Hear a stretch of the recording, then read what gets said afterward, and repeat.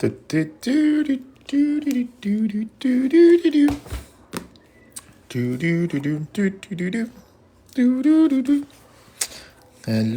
hello. Hello, everybody. My name is RODGON. I am a designer. I am an artist. I am an illustrator. But more than anything, more importantly, tonight, I happen to be your art instructor. Hello, everybody. I'm going to get some water. I need to. There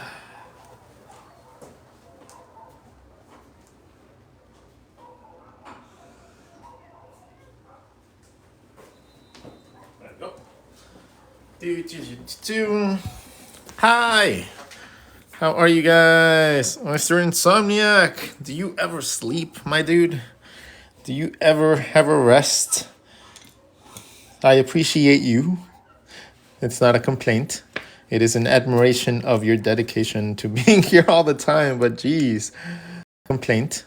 It is an admiration of your dedication to being here all the time, but geez. You sleep less than I do, man.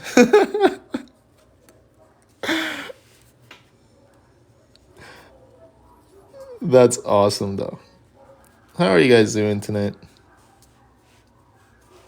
I hope you guys are doing good. My name is Rod. I am a illustrator. I do this for a living, and I teach people, and I do consultations, and I am somewhat of an inspirational talker. So I am here to help you guys out and to make your guys' lives a little easier. So I like to make people feel good. Mister? Wait, you're not a mister? I've always called you Miss. Oh my God, is it Miss Insomniac? Or Mrs.? Oh my God, I'm so sorry. I am so sorry. Oh. Well, I guess I am silly and I didn't really ask. I just go, everybody assume that everybody is that.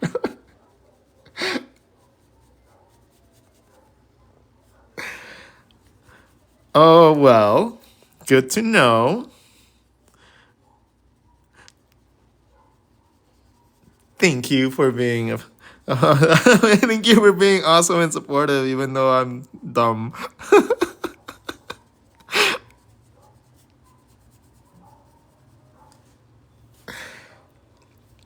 It's 11 p.m.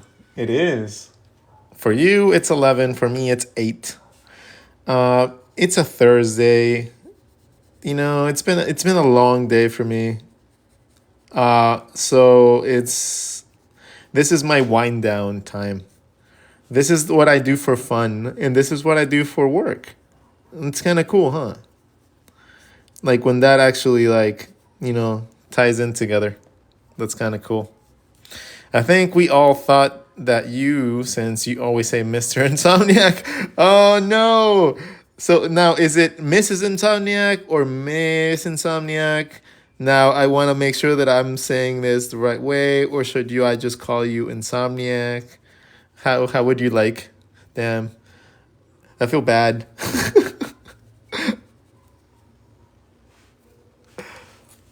All right. So, let's draw something tonight. Earlier today, we came up with the first page of our sketchbook. So our very first page of our sketchbook has been completed. We can officially say the sketchbook has begun, and we got to put the date of it. Oh, what day is today? I don't even know what day I live in. February 22nd. 24. Done. It's Miss. Well, Miss Insomnia, thank you for always being here and helping me out and being my awesome mod. You are quite the awesome lady. All right, so now let's focus on doing something cool. So how this sketchbook is gonna work, okay? This is gonna be a little different than the other ones that we've done, okay? This is going to be a little different. We have brown paper. So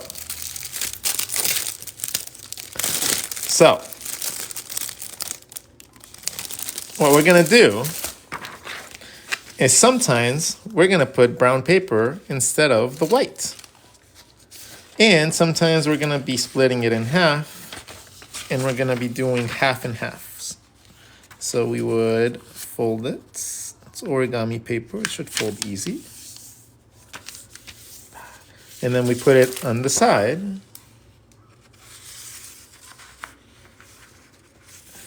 And now you have half of a page in tan and half of a page in white.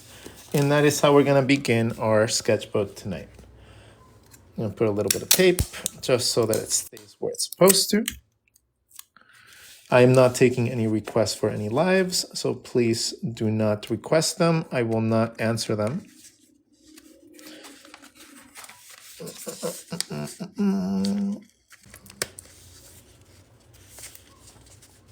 Most of the time when you guys ask me for lives, it's a waste of my time.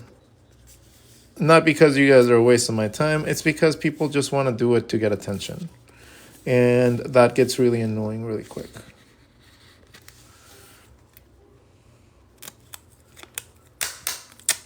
So I don't like taking the lives anymore because you guys have broken my trust.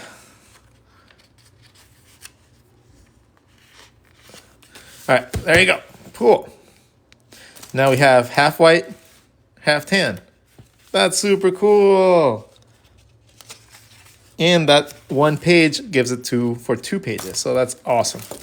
And you're going to see how cool that is because now we get to use markers.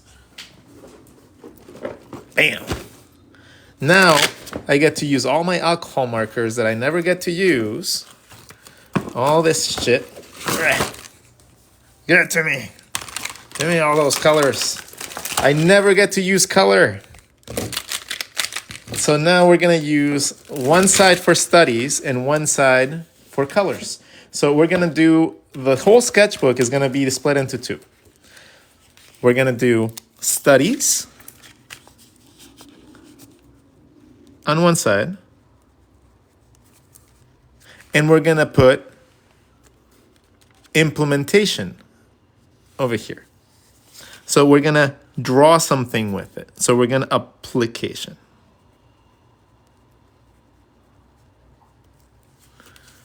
Okay, so that is essentially what we're going to do with this whole book. That is going to be how we do that. We're going to study something and we're going to apply it to something cool, something that makes us proud, something that makes us want to continue using that same thing that we learned. And that is how I want you guys to learn how to carry your sketchbooks with you and do that. An example, we're going to do a quick example.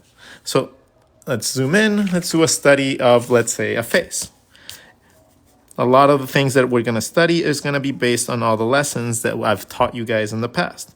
So if I'm just learning to draw a face, I can practice drawing my basic skeletal system. And then I can practice placing things like the nose, the mouth, everything else in there, and a stylistic wig that actually fits whatever I want. And then I can just practice doing that in different ways, right? Maybe the profile, I can practice doing that, so I can practice the spacing. Doing things like this helps you understand how your face works. I teach these methods over and over.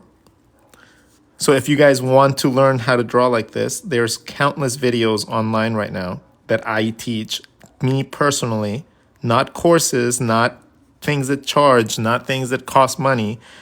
No, just go to YouTube, go find the videos, watch them, level up, thank me later, invite me to your theme parks when you make them. Okay? So that is the only thing I ask. When you guys become all awesome and famous and, like you guys get to where you guys want, because you guys will discover that it's not going to be an impossible task. Once you guys find that out, because, you guys unlock these potentials and little like visualization tricks and stuff like that, Come to me later. Thank me later when you guys are successful. You know, I'll be an old man. I'll need friends. Most of my friends will die. I will need recurring friends.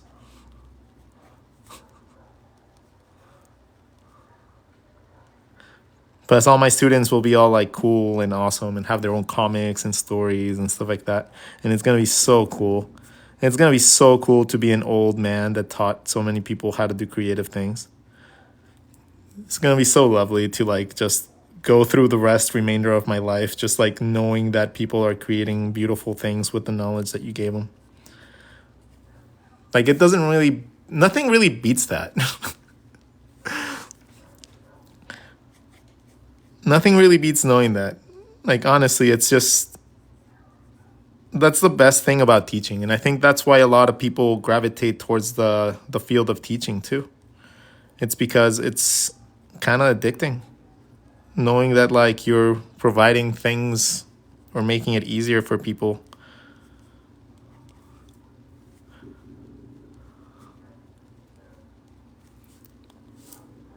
So what I'm implementing right now is going to be what I call my triangle method or the RODGON method or whatever you guys want to call it method. Okay?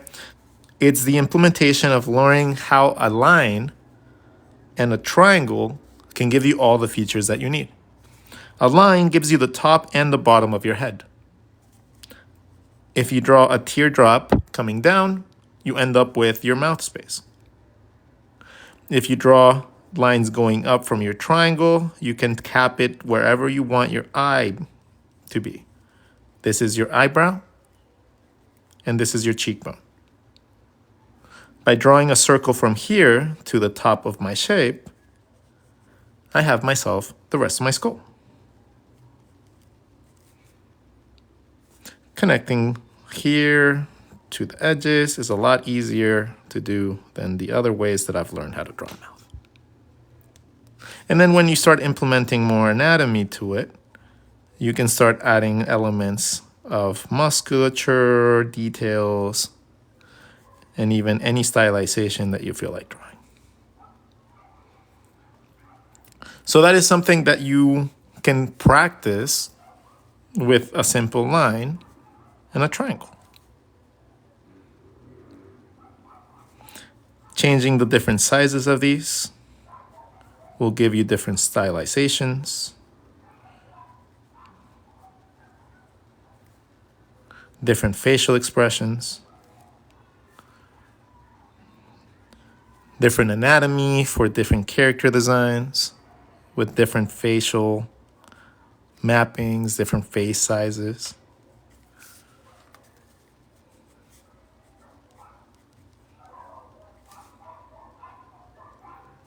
Understanding how to draw faces in different angles will never have been so easy. Draw a triangle.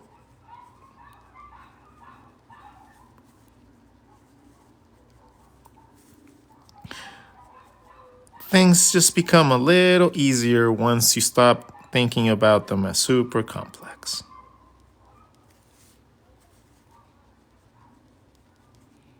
When you know where everything's supposed to line up, it becomes relatively simple to be creative with it. When you want to move something like this, it's going to get as simple as rotating that little line around a circle. Where do you want your face to go? You want it to go this way? Cool. You want it to go this way? Cool. You want it to go this way? Cool. You want it to go this way? Cool. So if you want to draw faces, just get used to drawing any shape you want and a line in the middle with a triangle. The top of the triangle is going to be where your eyeball sits. This is going to be where your eye socket fits around your eye. And this little spacing gives you your mouth space, where your teeth go. That's your teeth. Your mouth goes around your teeth. And your chin is underneath your teeth.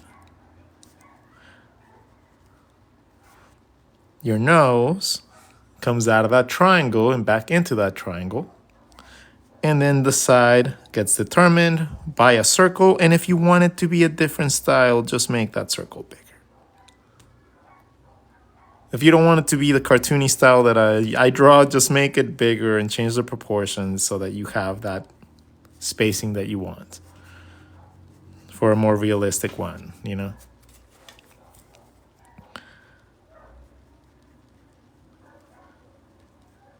This is not a style guide. This is literally a way to help you understand how your body works. It's not meant to be a style preferential thing. I just happen to draw really cartoony stuff like this. But you could go even cartoonier.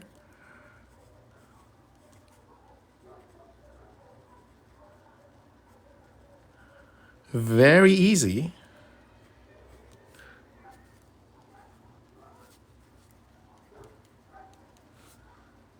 Or you can go more serious by just changing the proportions to something else.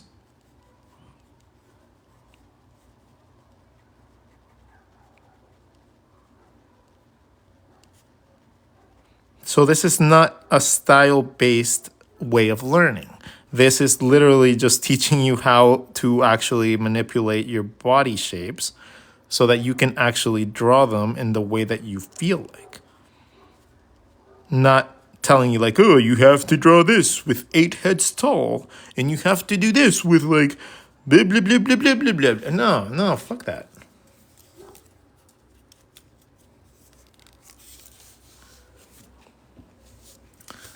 I don't like being told what to do, but knowing how to do it is very useful.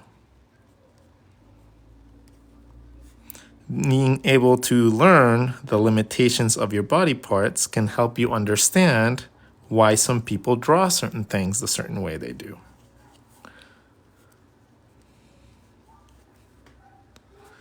And if you learn how everything connects, well, then everything starts falling into place easier, and then you can be more creative.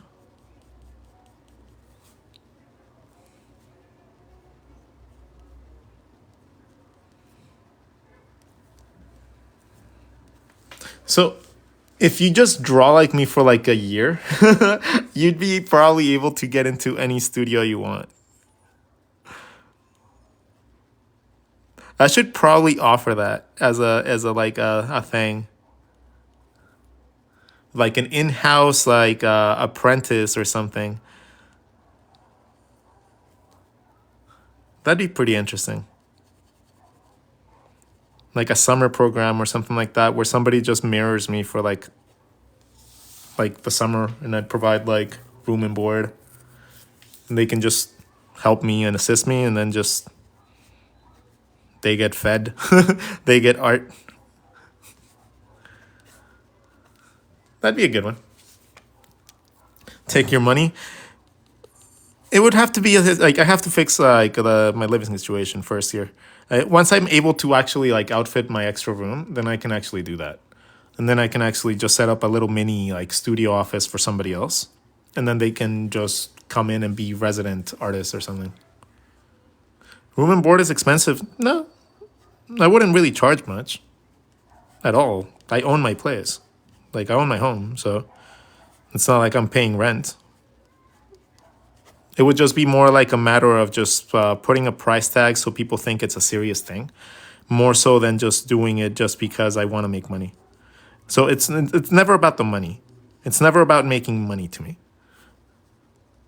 It's more about like how cool would it be to train someone daily that's willing to learn, that doesn't have to worry about struggling, to live.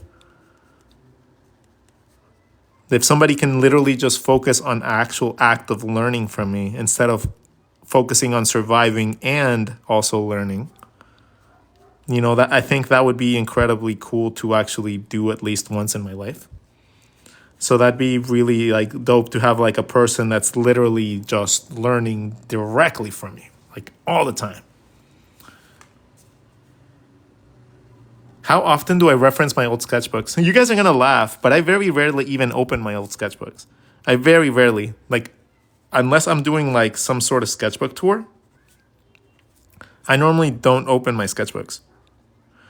I don't like looking at my old sketchbooks because then I'm like, yeah, that was horrible. That was horrible. That was horrible. That was horrible. And I start thinking that I'm a failure. And it's really weird. And it's not something that I expect anybody to really understand. But I start thinking and I start like reflecting on how long it took me to actually think of the ways that I used to like think, how I draw, and how I think now. And it makes me really sad to think that it took me so long to start doing that.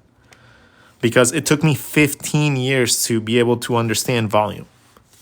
I had a whole career, an entire artistic career. I was a little bit famous in the skating community and everything, just based on very loose principles of cartooning. But I was able to use those to be able to sell myself, right? I was like the epitome of like, hey, you know how to draw a happy face? I'm going to be the best happy face person in the world. Oh, I know how to draw a happy face with an eyebrow. Ooh, I'm the best happy face with an eyebrow guy you'll ever meet. You know, and that was just me. Like, I'm a great salesman. And that's the reason that you guys are watching me right now. But it doesn't seem like you guys are liking enough of my stuff because you guys are not giving me, you guys aren't giving me little hearts.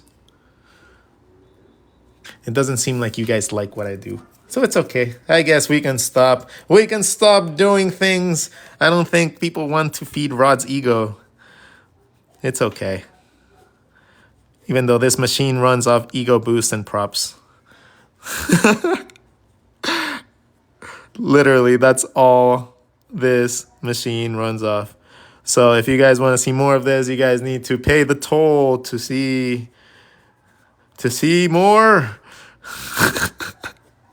And the toll is adoration. I'm weird.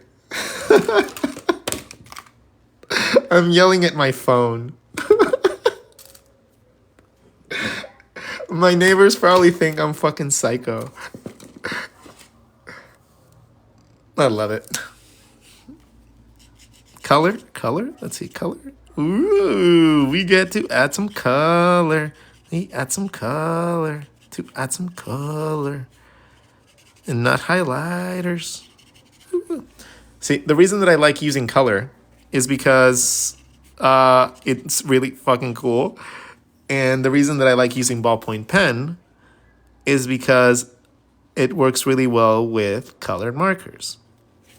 So it doesn't bleed as much sometimes. Sometimes it does. But a lot of the times it doesn't. You will see that this lays down really dark, right? But just give it like 20 seconds and you'll see that it starts getting to its actual color. That is the one thing that always threw me off with markers. Markers was always confusing to me because I always thought that I was laying down too much color when I was laying them down. But they would always look faded really quickly after. So I'd be like, what is going on here? Like I don't know how to use the medium or what? Like, what's going on? No, it was just a matter of me not really understanding how alcohol markers work. Alcohol markers, they tend to lay down really, really dark. And because it's wet, it's darker. The moment that it gets a little bit drier, it tends to lighten up a little bit. So that's why it's also really different from like colored pencils or crayons or watercolors.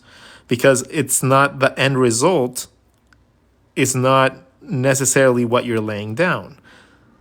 And that's why it's difficult to normally master these. And why people that have like really cool like marker like techniques are normally really coveted.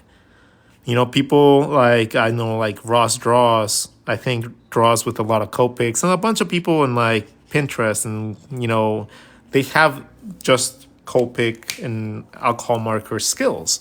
And those skills are really good to have.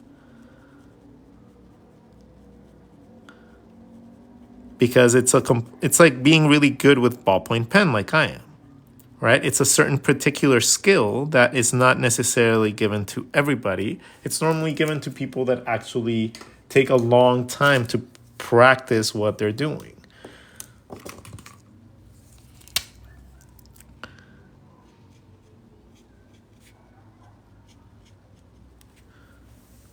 So normally people gravitate to people that can do things with like utensils like that because it's something that's widely given to everybody, right? Everybody can get a ballpoint pen. And that's why I like to normally draw with highlighters. I don't like to draw with expensive markers normally because it makes people think that they can't do it with their own stuff. Right? Like the moment that if I have ever made you feel like you can't do what I do because of my materials, then I have failed you as a teacher. Because that's not the pace. That's not the point. That's not what it's supposed to be. It's not at all the materials.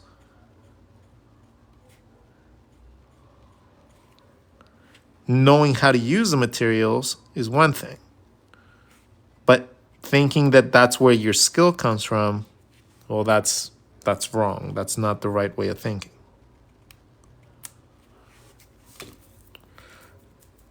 Hello, are you today, sir?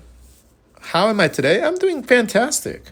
I'm starting a new sketchbook. I'm having fun time playing with both colors and normal. Like, oh, this is awesome, by the way. I love the concept of getting the origami paper.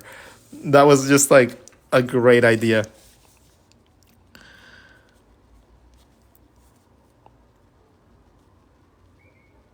I'm so happy. Because I'm gonna get the chance to draw really cool stuff. Like I'm gonna like being able to have access to colors without it bleeding through your entire page is really, really useful. Because sometimes you do want to draw something with dope colors. Let's say I want to draw a dragon, right? Like I want to draw a really cool dragon, like the ones I've been drawing in like the other sketchbooks, and I'm just like,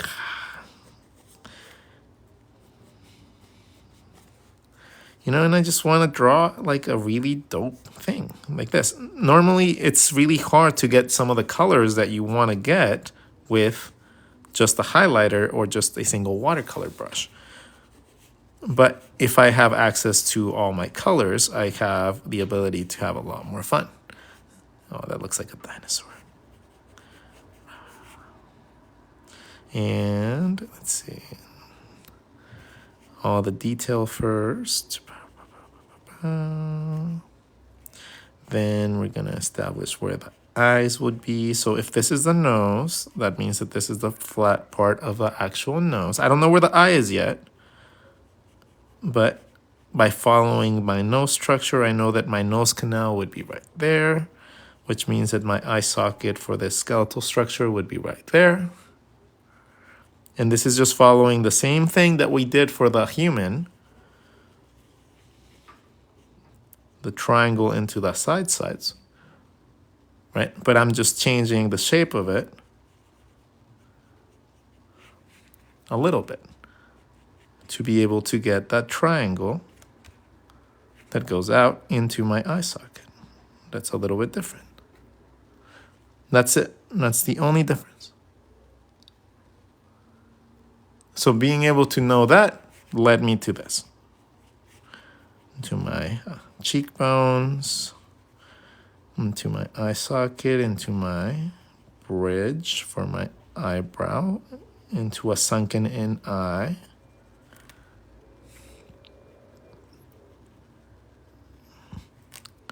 into, I don't know, like a little nose,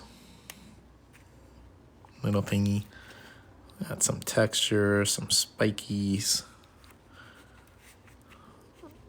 some deeper lines to create some depth, a little bit of cross-hatching to create a shadow, some lines that look like muscles coming down, and I think we can cap it right there. And then we can work on a little bit of line work. Darker on the bottom to create depth. Cross-hatching to create shadows. sending some elements like the other teeth into the background by adding shadows instead of detail. Do the same thing at the top. Teeth in the front, nice and defined. Teeth in the back, nice and shadowy.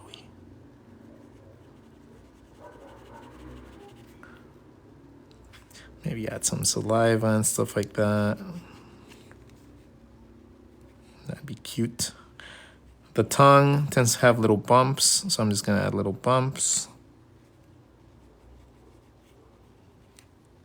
Gonna add some drool. And we're gonna draw Bernie having decapitated this motherfucker.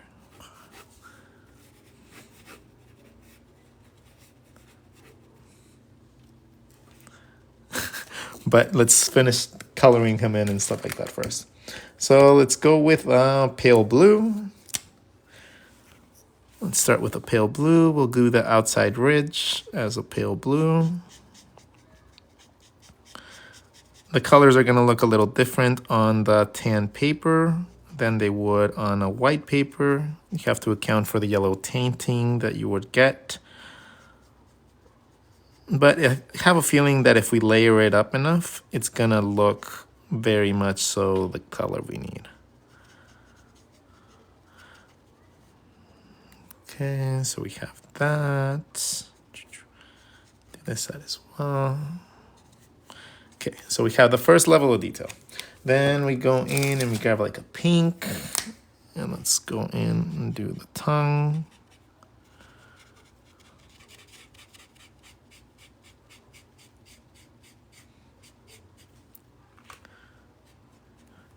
Okay, we'll also use this for some of the blood for his timely demise.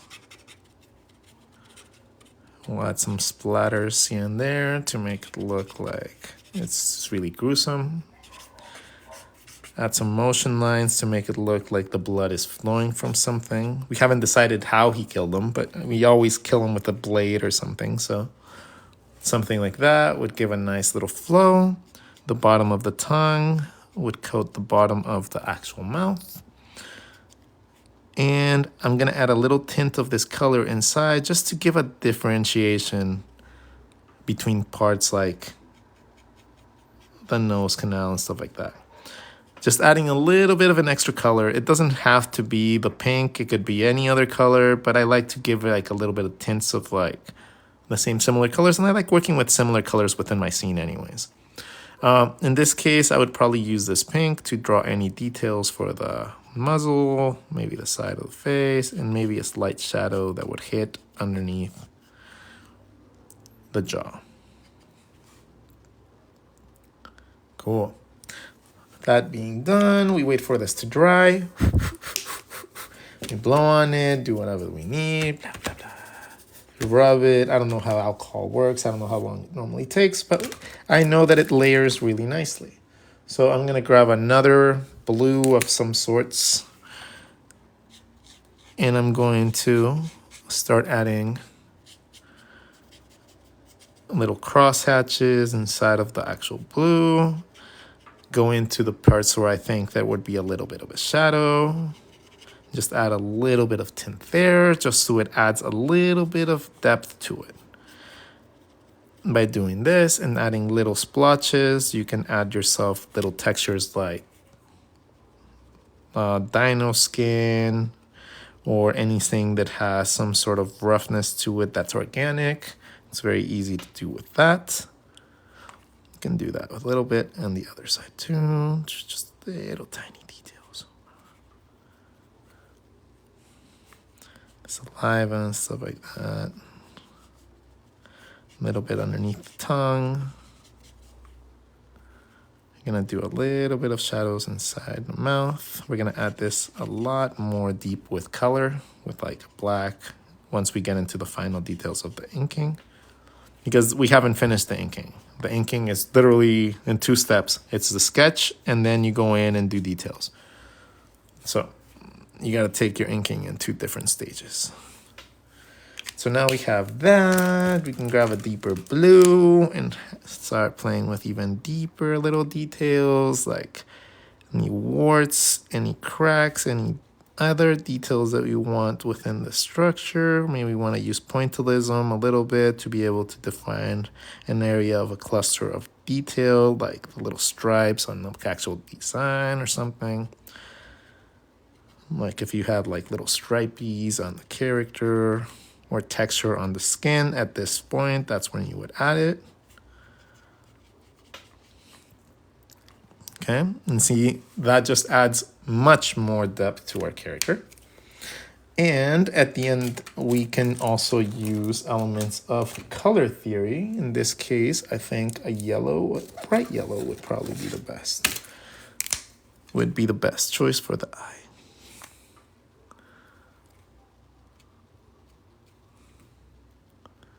Maybe the teeth as well.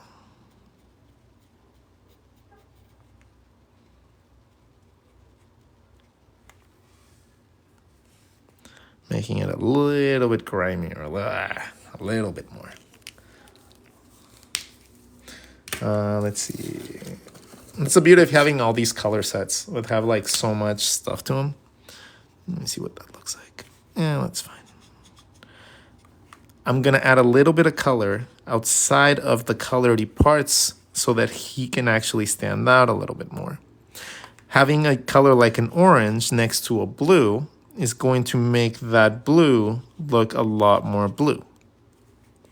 It's going to look a lot cooler having a little bit of contrast against the background too. And if you get really fun with it, you can do things like leaves and texture, so it makes it look like a little background for your character.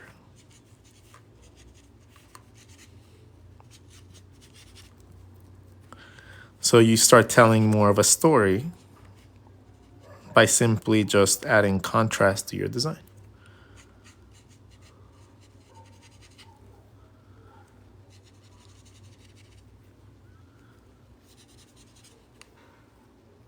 Strategically leaving areas that would contrast too little alone is very important. Like this, if I fill this in with color, this would have lost a lot of its detail. It would have just lost a lot of its cool look of it. So there's like laws of contrast, loss of detail, loss of like focus, stuff like that you have to keep in mind. Poison dino, kinda. And now let's zoom in and actually go in and do a little bit more detail work. By what I mean by that is making sure that the lines are connected, making sure that the thick to thin lines are working the way I want. Any additional connecting points that look a little bit off, or little overlapping cross hatches for detail work like muscles, veins. All that stuff comes in at this level. And it comes with a little tiny baby refinements.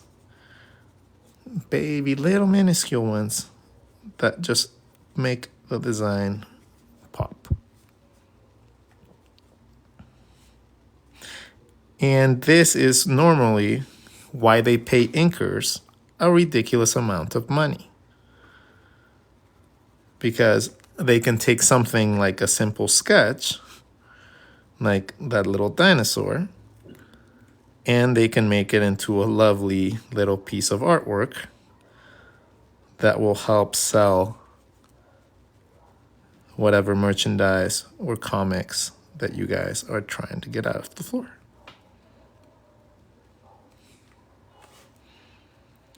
Inking is a fantastic tool. Colors are a fantastic tool.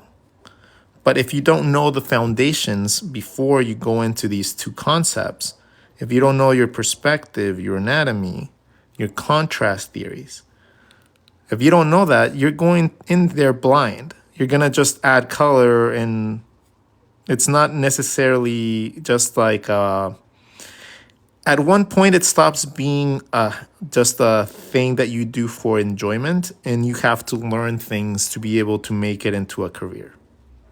Okay. That is the one thing that is something critical that you need to understand.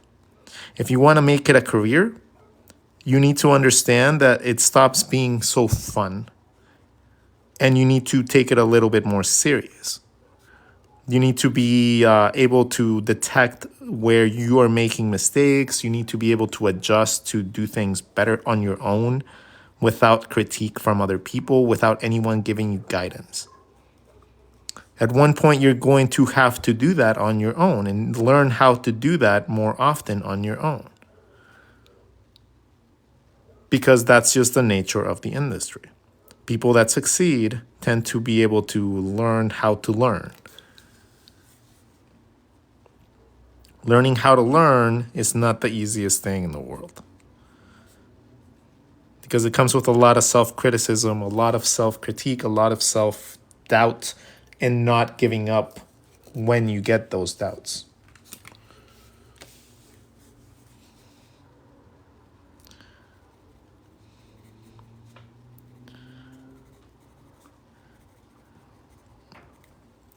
Every line you draw into a drawing should have its purpose.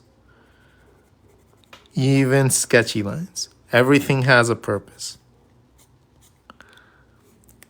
If you're guessing where that purpose is, then you don't know that yet. If you're guessing, you don't know. Okay? And the goal is to learn so that we don't have to guess anymore.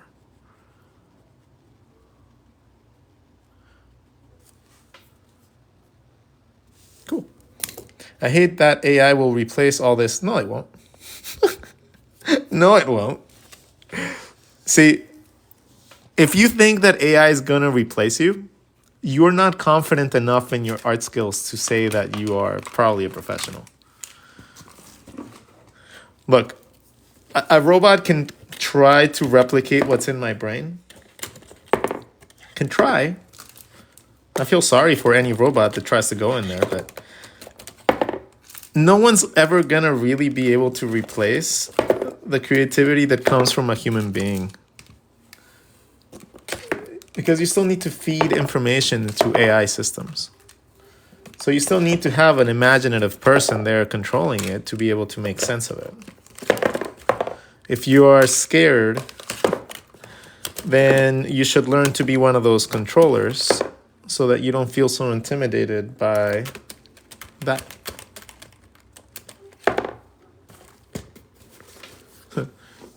Not only art skills, but replace your creativity. Say, man. Then if you think that a machine can replace your creativity, then your actual creativity is very small. It's not an insult or anything. I just think that you think very little of what you can do.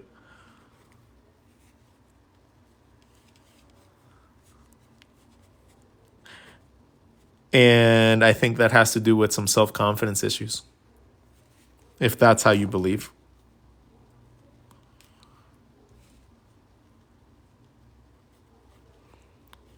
But if that's not what you meant, that's fine.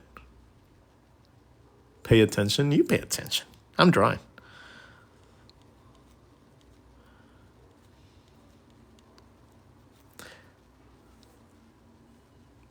No, I hope you're right. No, I mean, I know I'm right.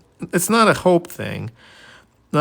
Again, if you've ever dealt with clients, you would understand how silly it is to think that they would be able to tell an AI, that's not right. No, that's not right. No, that's not right. It's not right. Like, we're never gonna replace us.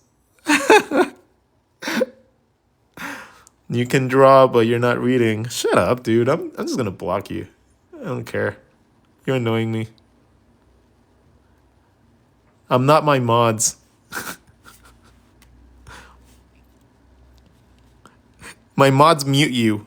I don't mute you. I block you. If you annoy me, I just block you. Period. Done. Like, what the fuck?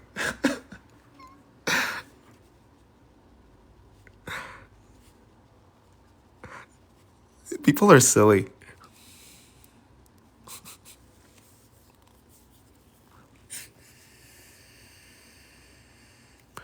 Anybody gets remotely aggressive or like demanding or like insulting is just gonna get blocked. Like, what do you think you're doing, dude?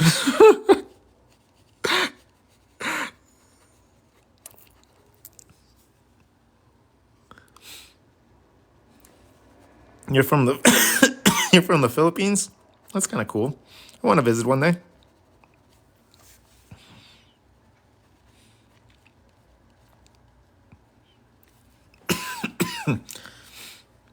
I do be blocking people. Yep. That's why I like my mods. My mods are awesome. My mods will remove you from the table. No questions asked.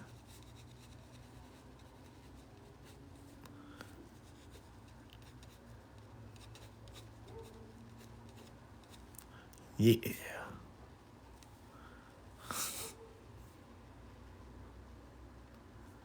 Answer AI is cheaper. Why would anyone hire you? Because they don't pay me for being cheap. Like people like me, I don't get paid for being cheap.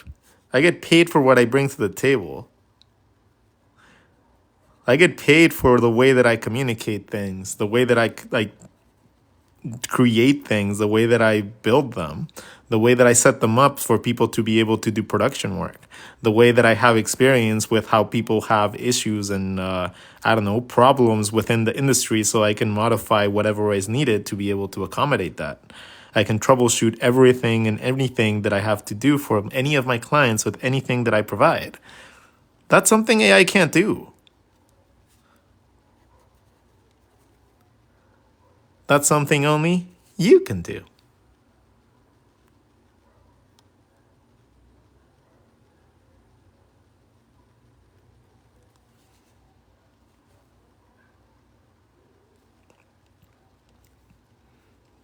I get hired to do things all the time.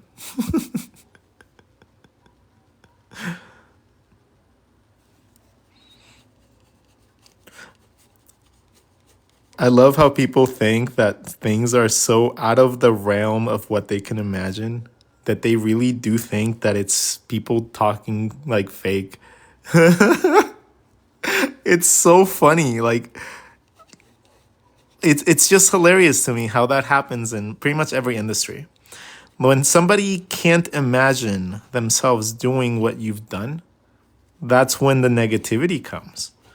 Right? It's like, oh, well, I can't ever have anybody say that about me. So therefore, no, that has to be BS.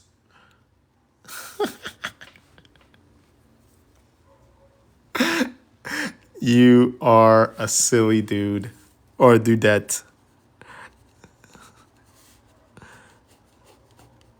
A little weird, but that's a little sad. Again, you are more than the expectations you have set in front of you. You are much, much more capable of what you can possibly create than what you have set in front of you, apparently. I believe in you. I believe you can do it. I believe that you can get people to, want you for what you bring to the table instead of seeing you as your disposable little Photoshop monkey. I believe in you. You might not believe in you, but I believe in you.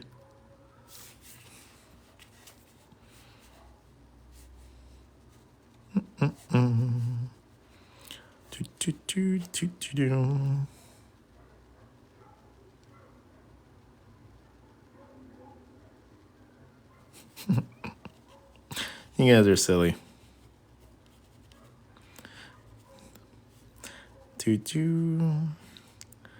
Oh man, you guys want to listen to some music? I don't think this one's gonna go on YouTube because I've been cussing a lot. So I might as well take advantage of it and just listen to some music. Can you explain why or how do these guides, circles? Ooh, yeah, Yeah, absolutely. Okay, so I'm going to draw the guides on one side, and I'm going to show you how the body structure works on the other side. Okay? So we're going to start with our guidelines. We're going to start with our egg for our rib cage. We're going to add our little circles or our circle for our sushi. From there, we're going to draw two little cones coming down all the way to two triangles. From here, we draw a compass and we draw two little triangles going to the side, connected back to the body, and we draw a cylinder for the head and the neck. So having that basic structure of your body, that very simple structure that came from an egg, a circle, two cones, and a cylinder. Having that, when you start defining that, it helps you understand where your body parts go. So you don't have to guess where all those little folds go, where all your little mapping points, or where everything else is supposed to go. This is why it's very helpful to be able to learn mapping points like this, because it allows you the ability to draw human structures really simple, and you can add as much detail as you want depending on how capable you are to draw anatomy and details in the body. So that is what these guidelines, they do for you. They allow you to go from simple to style.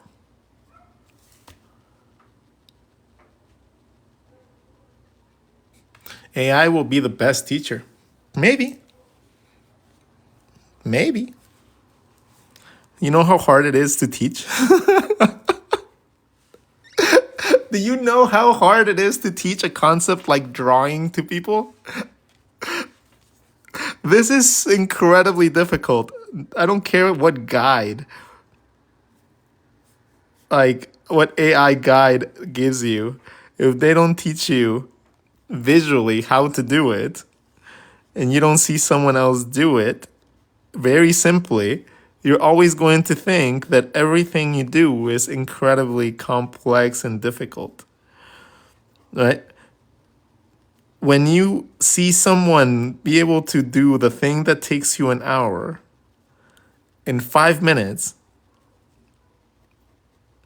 you start questioning if maybe the way that you learned is not the most optimal. Once you learn very basic concepts, you can learn how to draw a lot of cool stuff a lot more accurately, a lot easier too. This is not okay.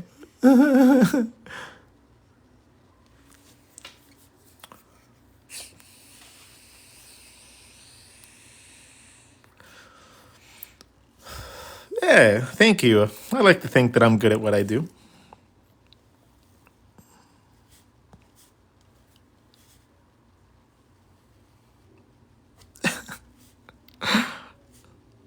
Regardless of the trolls, I'm quite capable of explaining everything much better than any computer system can right now.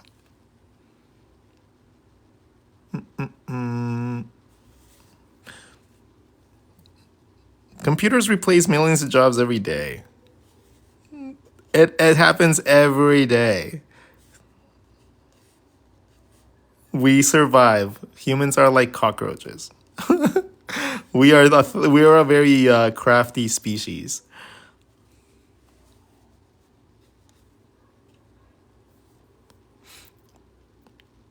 What cartoon styles did you take inspiration from when you were starting? Ooh, that's a fun one. So when I was starting to draw, when I was starting to learn how to draw, a lot of the inspiration came from this cartoon called, what is it, like The Grim Adventures of Billy and Mandy? The Grim Adventures of Billy and Mandy provided me with the very first stylization that I could draw and actually make it look decent. And that was because it was so incredibly simple that it was just super easy to just replicate.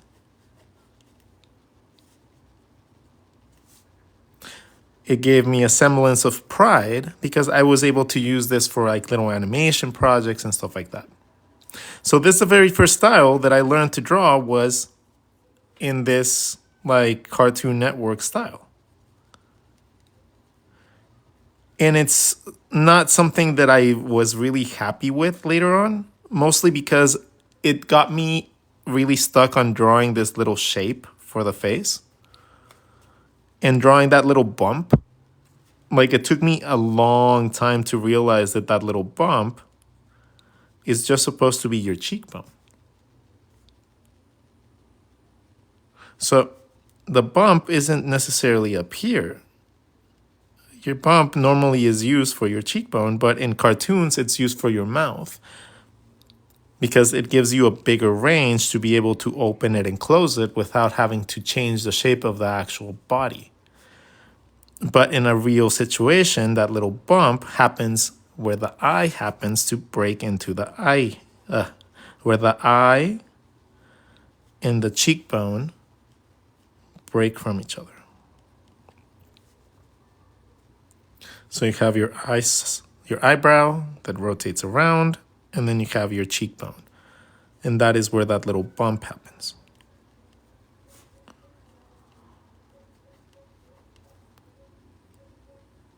But it doesn't happen like a cartoon, like this.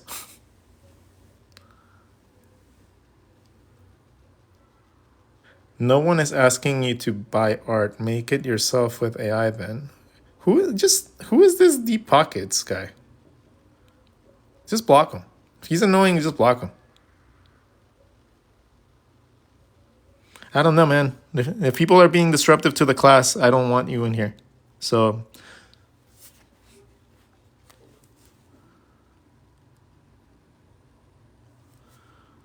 like, people that are disruptive are just gonna get removed. Like, that's like, what part do you not understand?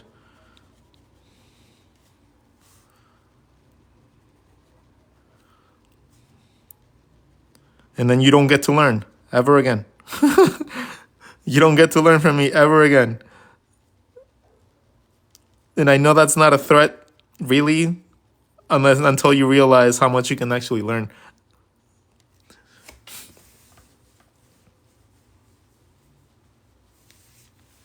How do you make an arm in cartoony way? Ooh, arms are cool. I was just teaching arms right now to someone. Okay, so arms are, and think about it like this. If you have a basic shape, right? A basic shape like this. Your legs come on from the side of your body down, right? They go down your body. Your arms, they go outside your body. So if you think about drawing the outside of your leg and then drawing the inside, you end up with a leg. But if you do the same thing from the top of the body, you have a hand, an arm. Imagine that you have your head right here, your rib cage, your hip bones, and all of a sudden you have the ability to pose characters. Drawing your limbs comes down to understanding how your body flows from your body. Outside flow, inside volume. Outside flow, inside volume. Outside flow, inside volume. Outside flow, inside volume.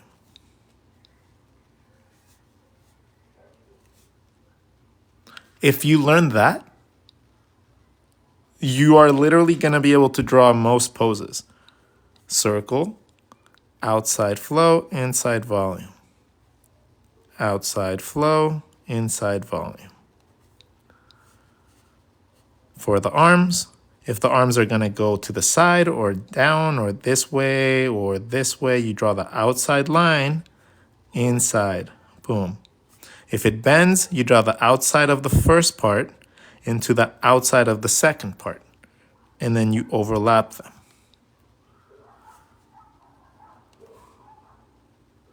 The connecting points with the body become little circles. Those circles allow you to now move this as if it was a cylinder in any direction you feel like.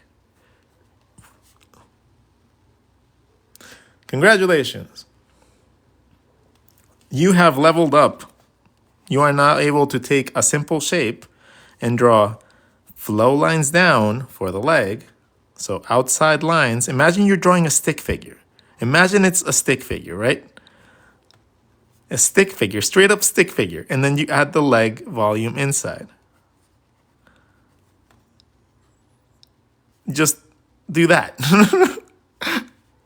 From here, you go outside line, inside volume. Outside line, inside volume. Or if it's just down, you go outside line, inside volume. Done. It's so easy. Once you see that, you can't unsee it. No. The thing is, you have to pay attention to everything that goes along with this, right? The angle in which your body, that I'm telling you to draw it, I teach you to draw it like this. The reason that I teach you to draw it like this is so that you have that already, that line going from side to side. If you have that triangle pointing down, you have that line going like this. If you have this going up, you have this line going like this. So when you add your arm, it takes 2 seconds to add that arm in, regardless of the position that you're in. So learning how to draw the arms like this is the easiest way that you can possibly teach someone how to draw arms. It just takes a second to be able to visualize it.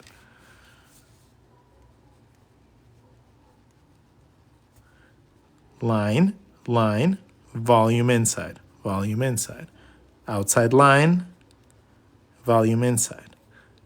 And you know why that works? Because you're replicating the muscle movement of your actual bone structure.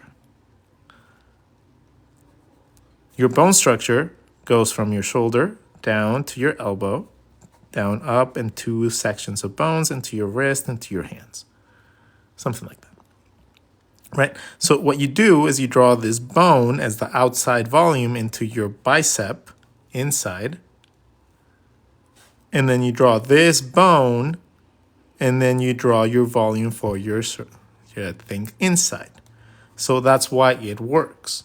Because you're basing it off of, I have aphantasia. That sucks. Okay, first of all, I'm sorry if you really have that, and if you think you have that, or you actually have that. If you actually have that, that fucking sucks. Okay? Because that is going to mess with you with driving. It's going to mess with you with a bunch of things. It's not necessarily just art. Art is the least of your concerns.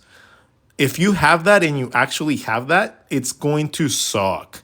But I don't think I've ever met anyone that actually had that. I have a feeling that a lot of people that say they have that, they just don't have an idea of how to visualize it. So I'm going to see if I can help you through it, and you let me know if this helps, okay? Because this is how it worked for me. So the way that it worked for me, I don't have it, but I couldn't see volume. And it took me a long time to see volume, but this is how it worked for me. For things that were circular, if I needed to make a circle into a sphere, I started adding a circle inside of it. That circle gave me depth. That circle gave me a guideline for like faces and stuff like that. It gave me a front and a back of my shape. It also allowed me to do exercises like draw 2 points and cross them across so that I can find 2 points inside of a shape, which later on helps you understand how to draw your ears and your chin and your jaw. because that's literally all it is. It's connecting 3 points. So things like this, exercises like these, are the ones that help me understand how to see volume. Learning that I can draw multiple circles inside of different widths, and it gives me a guideline like a grid. If I do this on the side, like that, I have eyes. That's kind of cool.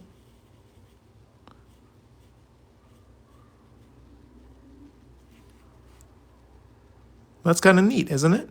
Just draw a couple circles and you have eyes. As a matter of fact, all you have to do for drawing really cool eyes is draw 5 circles and an overlapping line.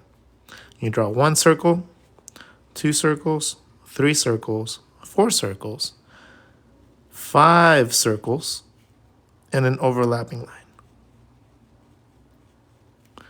If you do that, you have eyes. So 5 circles and an overlapping line. Or 4 circles if you don't like highlights. So 1, 2, 3, 4, 5, and an overlapping line. Cool. A nose, and then again, 1, 2, 3, 4, 5, an overlapping line.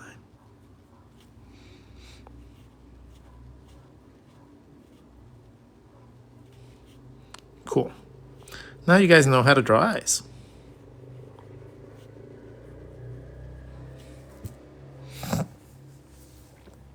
Rod, when you draw something, do you already see the end result in your mind? I very rarely start with an actual finished image in my brain. And that's actually something that doesn't happen very often. I don't really think of the finished image very often. It's very interesting. Like, unless it's something that I've drawn a lot of times before, most of the time I just start with a drawing and I just start drawing shapes. And then it's kind of like a Rorschach's test in my brain, right? I've drawn so many things. Now I get to draw from all the things that I've drawn and choose what do I want to make this time around. And as the first initial drawing, like the little guidelines, will give me a semblance of what I want to draw. And then it's just a matter of using all the abilities that I've developed to be able to figure out how to get that image as appealing as I can outside of my brain. It's not about like having hyperrealism to me. To me, it's about the accuracy of the emotion or the story that I want to convey. So for me, it's more about learning how to convey a storytelling aspect to my story and my drawings, which means that I need to know how to pose better. I need to know how to use perspective. I need to know how to do a lot of things a little bit better if I want to tell a story better. It's not just about reading a lot of comics and writing a really cool story. No, a lot of the times it's doing all that and then still be able to actually map it out. So even if you are not the artist, you should still be able to explain how you want your scenes to be. And that even if it's stick figures.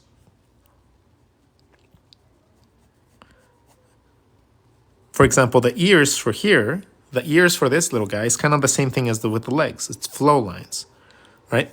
The flow line for my ear can go up. If it's going up, it goes from the side up, and then volume inside, kind of like I would a leg.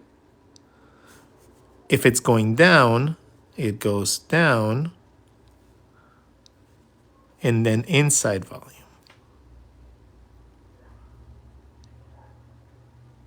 That is literally going to change the way that you guys visualize things.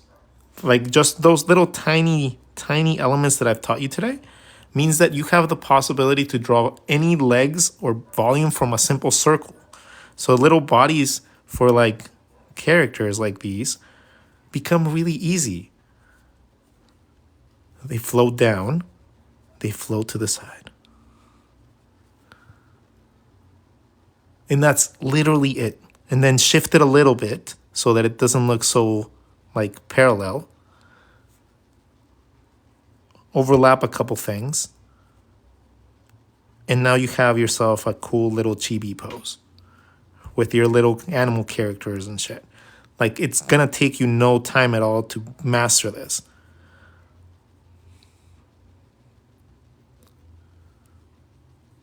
Because it's just a simple technique. It's simple. I call them flow lines. You call them whatever you want. But I call them the flow lines because they just flow through the body. Flow and flow. Flow in. Flow, flow, flow.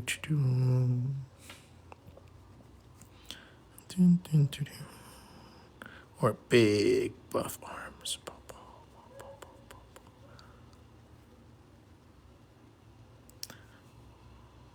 The volume always goes inside towards the body.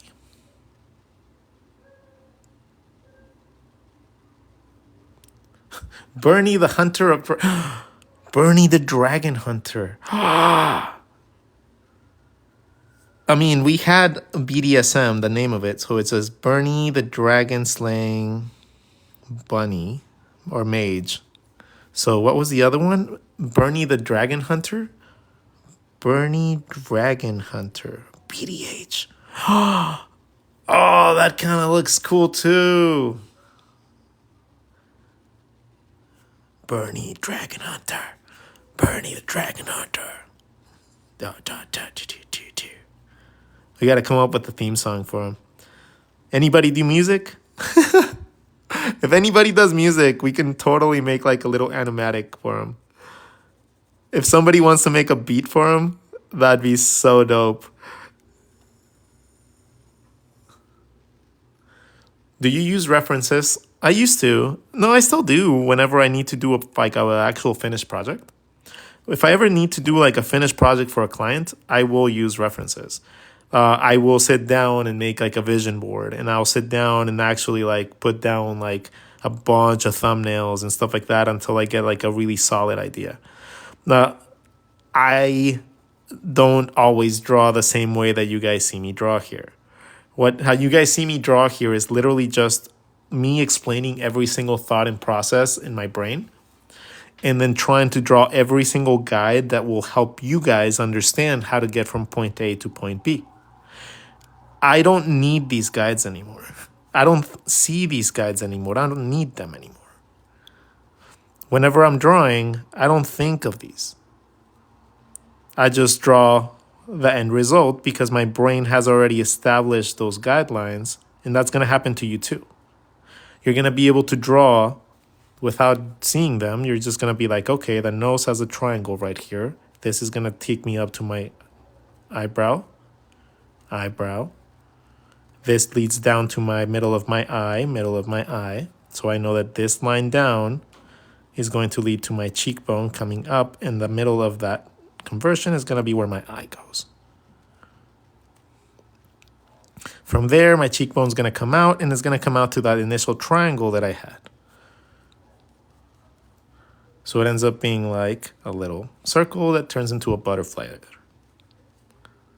Then from there, that triangle again leads to where my mouth is. And I know my mouth is going to lead around there, but my teeth line is going to come down from that triangle. So if I want to add any negative space and make it actually like proper, I would be that. That little triangle as well leads me to my chin. And that connecting at the edges is going to lead me to the side of my face, which leads me to my ear. And then my ear goes down my body, connecting to my actual neck. And that neck connects to the body. So everything has a way to get to the next level. Everything has a connecting point. Everything has another mapping point that leads you to that next thing. And that's why I like the way that I draw. Is this addictive to you? I have a desk job and my employees laugh at all tunes on my paper. I mean, do you mean addictive as in like a negative way? Or do you mean addictive as in like a positive thing? Because I don't think it's negative at all. I don't think seeing it as an addiction is necessarily a bad thing. I think that if you are a person that's able to create and you feel the urge to draw and create more because it makes other people happy, it's just going to entice you more to do it. And it's going to be a dopamine hit, right? Every single time that you draw, you're going to be more enticed to do it. It's kind of like if you got a attaboy every single time that you did something. Kind of like you're training a puppy, but you're training yourself. You're going to want to do it more often. You're going to want to do it more frequently. And soon enough, if you get enough praise and validation, you're going to want to do it as a career because you're going to want to do it for money. So, yeah, keep doing it. How do you simplify folding clothes? Well, clothing comes down to understanding parallel symmetry. So if you have, let's say, a basic leg, right? A basic leg comes from your hip bones at an angle of 35 to 45 degrees, comes down. If you have a nice simple shape, it's like this. If you want to draw more anatomically correct, you would draw a teardrop into a straight line, into a triangle, into the muscles for the calf behind. That's how you would draw that. It would be the easiest way to approach that. But if you want to draw something more along the lines of cartooniness, all you got to do is draw two parts and connect them with a circle. Okay? So once you have this, you can find perspective for your shapes normally at the base of your hip bones. I like to start my sushis, or the simple shapes that I use for legs, are like this, because it gives you two mapping points at the connecting points of your cones that give you access to these little circles. These little circles allow you to be able to draw little perspective lines across your entire shape, giving you depth and giving you the ability to do something really cool. If you make these a little bit bigger, you have clothing.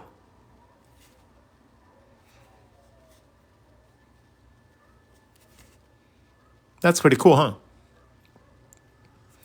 Any clothing you want, just take any of those lines, make it a little bit bigger, taper it down to the initial point, and now you have shoes, socks, pants, bell-bottom pants, skirts.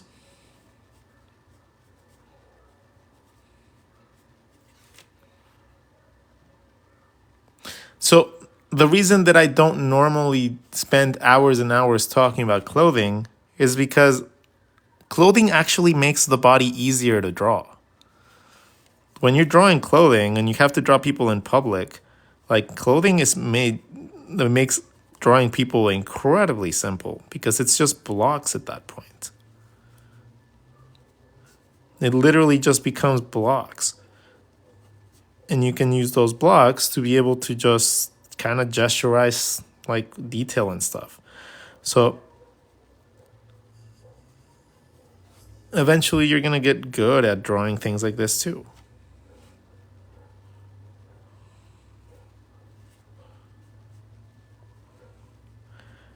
And one of my greatest joys in life has always been going out in public and drawing like people. Like being able to draw in public has been one of the greatest joys of my life. So I highly suggest that you guys are like able to take these little tips and tricks to be able to maybe get a semblance of that as well. Because it's brought so much happiness to me to just be able to go and journal my things and my adventures. And even though my life is not all that interesting, to me, it's interesting. So I want to make sure that I'm able to capture all the moments that I want to capture within my art. And that's the reason that I got into drawing, right? I got into drawing because I wanted to journal my life, not for teaching. Teaching came later. Teaching just kind of fell into my lap.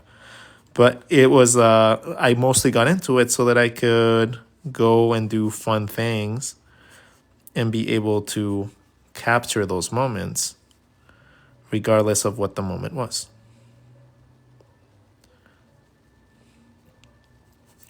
Even if it was just somebody just watching a squirrel climb a tree or something like that.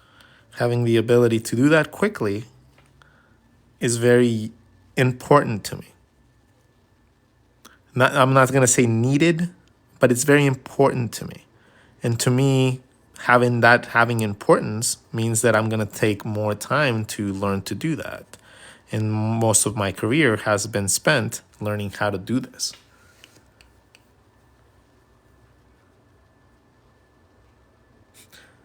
I cannot think of ducks. Yeah. Oh, caps like a baseball cap and a duck are very similar.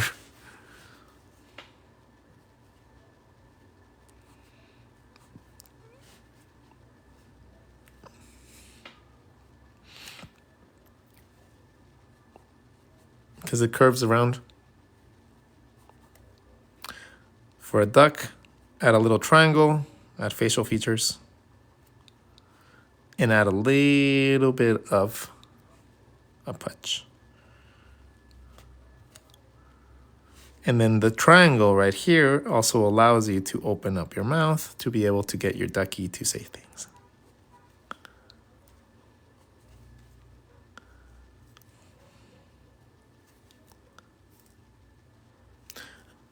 Can you draw anime? Yeah, I could. I could totally draw anime. I'm gonna listen to some music though.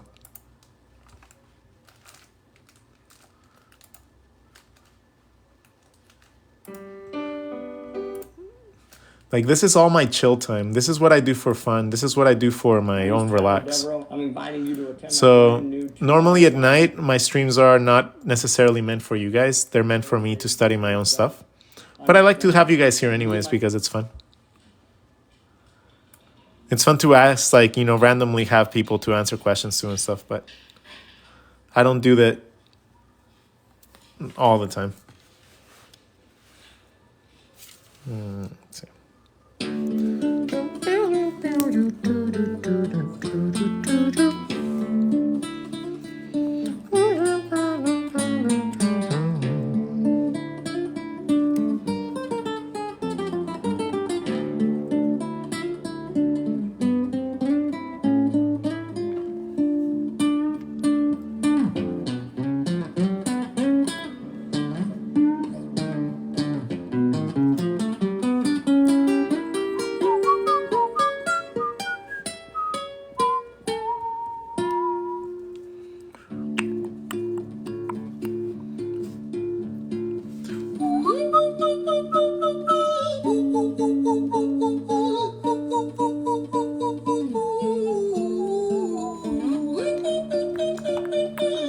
Ducky. No,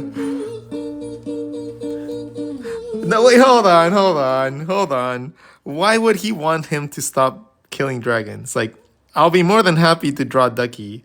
Like, I'll be more than happy to give him a little sidekick Ducky that's like a rubber ducky or something. Like, we can make him a little rubber ducky that he carries around. That'd be kind of cute. Like his little, like, conscience or something.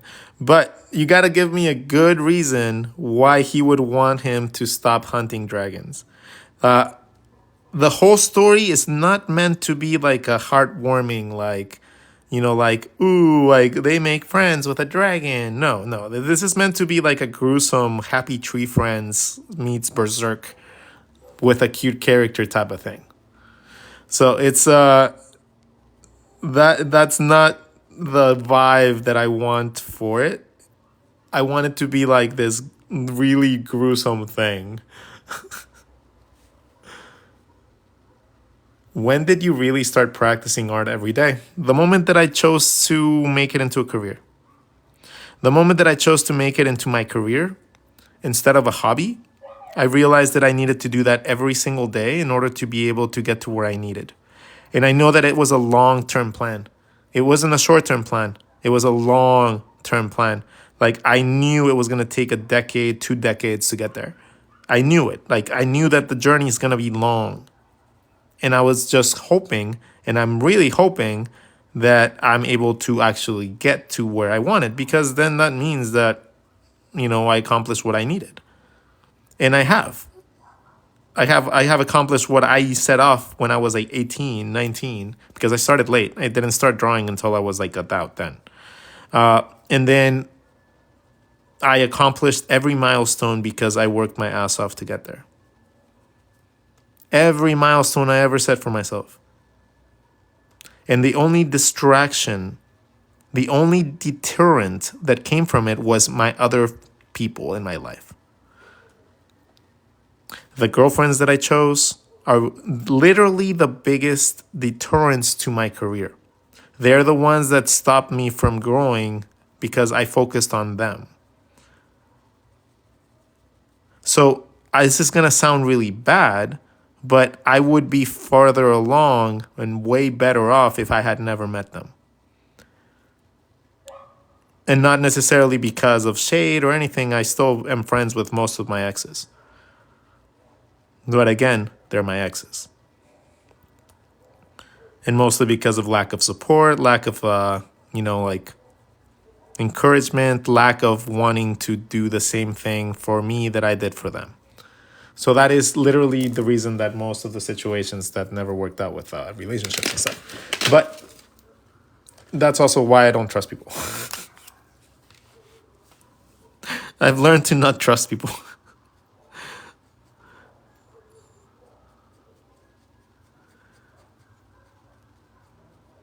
As you get older, you start learning that people aren't who they are or who they think they are, or who they pretend to be very quickly.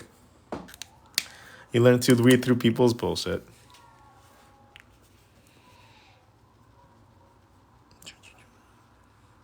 Look at how cool color is.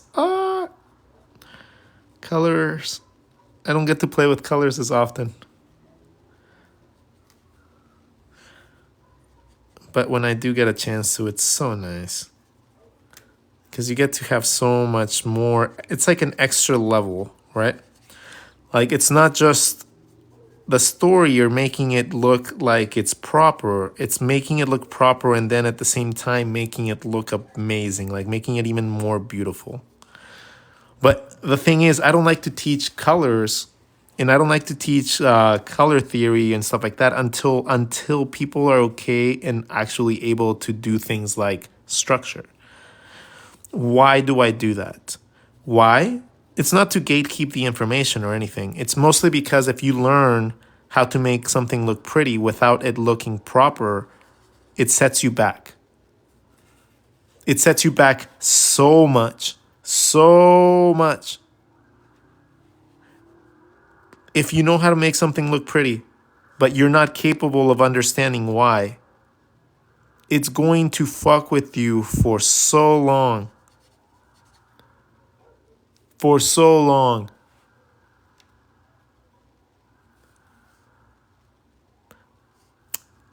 It took me 15 years to break out of that habit. And once I did, it was exponentially quick to get to where I am now.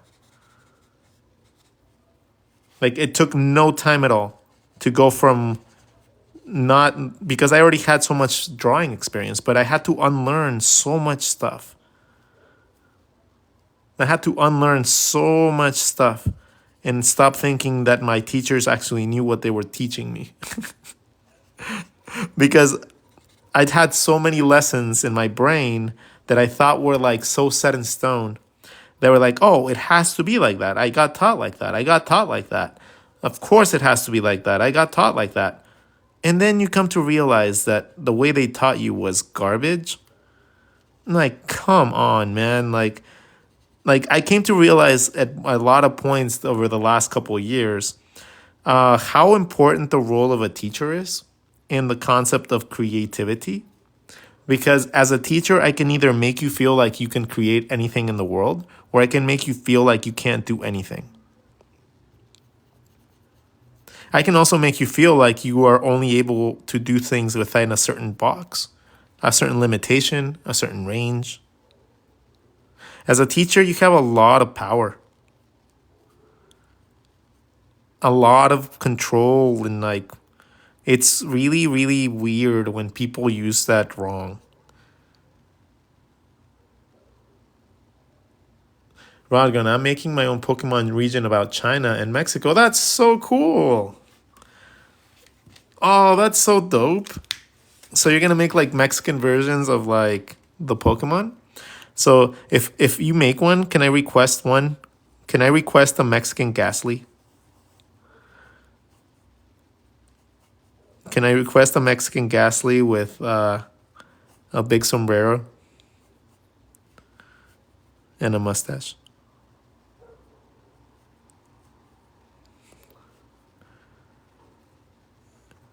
He's Emiliano Zapata.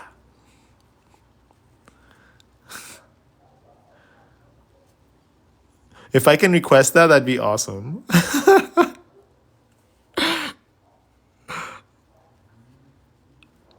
I would totally rock him.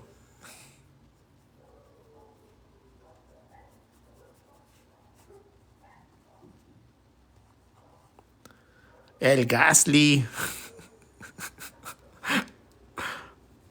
Hear me out. Mexican Mew Mew. El Mew Mew.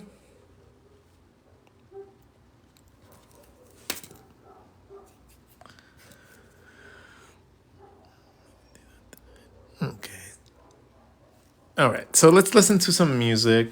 Let's finish up the page. And then I'm going to record some lessons because I feel good tonight. I think I can finish up a couple lessons today.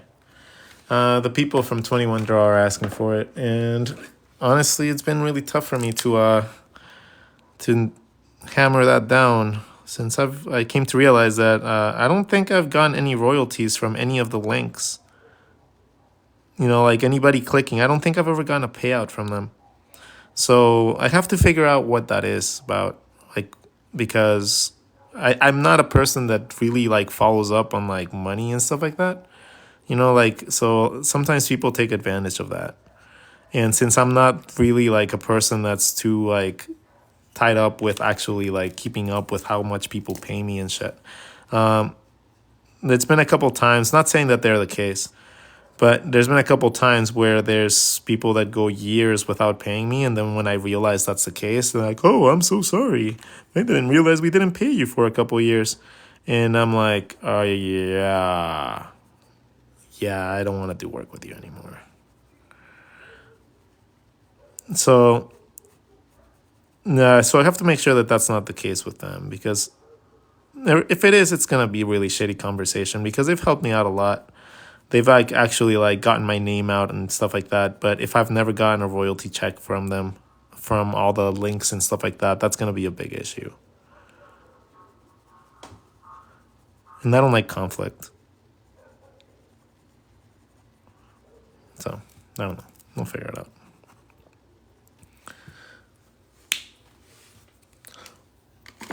Yeah, they paid me an initial amount for the course, but all the that's like there has to be an affiliate link, and it's in every single one of my videos. So if any one of you guys has ever bought or followed the links in my videos for my courses, then that's how I get money. That's how I get money for them. But I've never received a payout from them. And it's a very popular course with like 15,000 views or some shit like that. So I have to see what's going on there. Interesting. Boom, boom, boom. Like I said, I'm not too overly concerned though. At the end of the day, they've provided so much marketing for me that it's like my name and my face is literally everywhere. So I can't complain. But at the same time, that keeps me from wanting to do more work for them in the future. I got your art block too. Woohoo! I will not draw your character from Bridgerton because I don't know what Bridgerton is. If I don't know what it is, I can't try.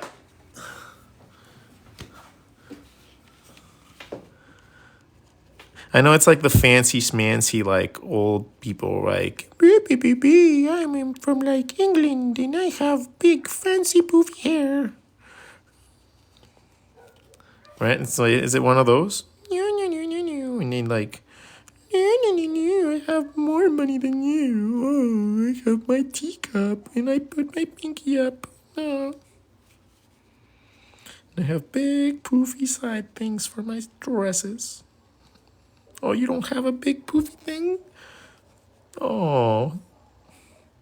They have like their waiters and stuff like that. Benjamin, go fetch the artist. I require lessons.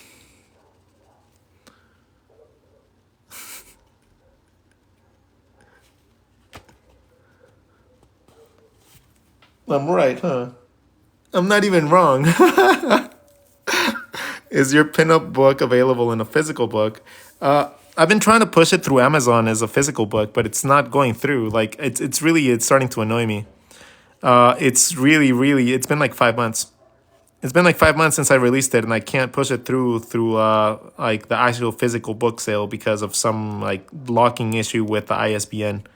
So it's like and they won't get back to me because I'm not a big enough publisher of books to be able to like warrant having to like have customer service and stuff like that.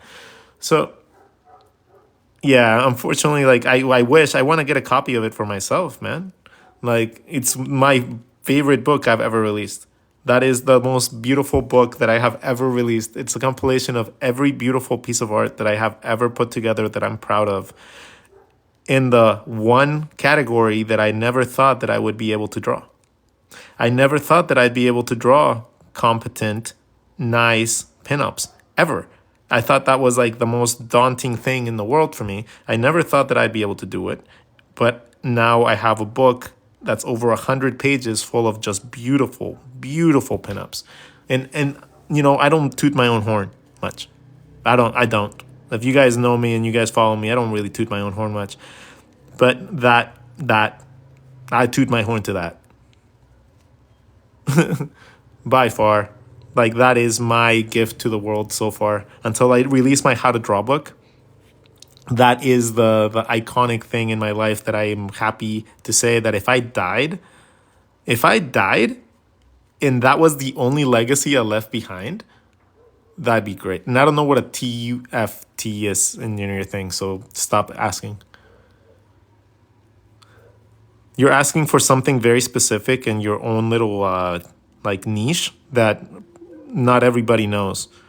So why would I take the time to go and like look at reference so that I can look up an obscure little thing that somebody else wants me to draw just because they think that they understand exactly that everybody else knows the thing that they like is not very popular.